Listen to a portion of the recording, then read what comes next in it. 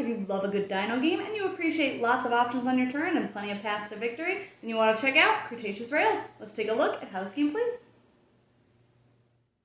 In this game, players will be taking various actions over the course of 4 rounds with the ultimate goal of scoring the most points.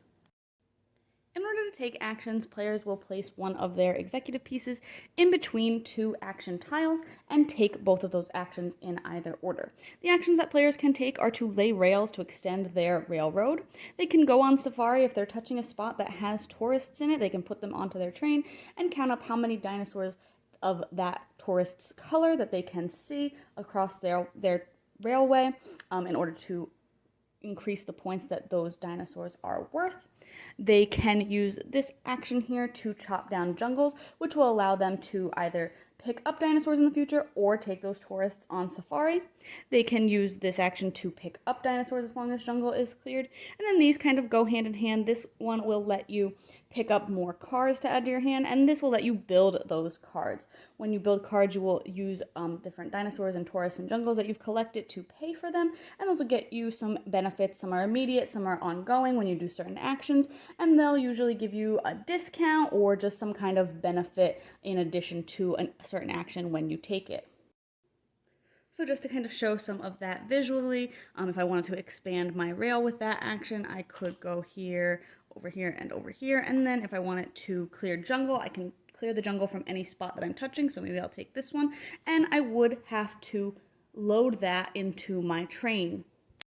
This is true anytime that a player takes a jungle, a tourist, or a dinosaur, you will have to load it into your train. So if I had that and that already, I could not take another action that would need me to put something into my train because I don't have any more room.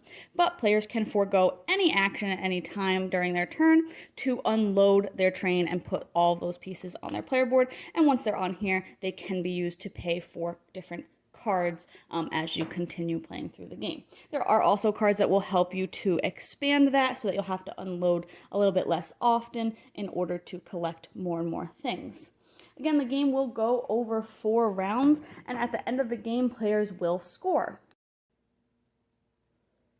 Players will automatically score any points for dinosaurs that they've collected. Dinosaurs that were used to pay for cards will score full points, and that is marked by the points up here on their board, depending on where their stars are of that color. Any dinosaurs that were left over on their player board will only score half points. And then players will score various other things that they've collected, depending on the cards that they built. Some cards will let them score for any tourists that they've collected, no matter where they are. Some will let them score for how long that their train is or how long their railway is. Some will let them score for the jungles they've collected. And at the end of the game, players will add up all of their tallies depending on what, again, that they score, and whoever has the most points wins.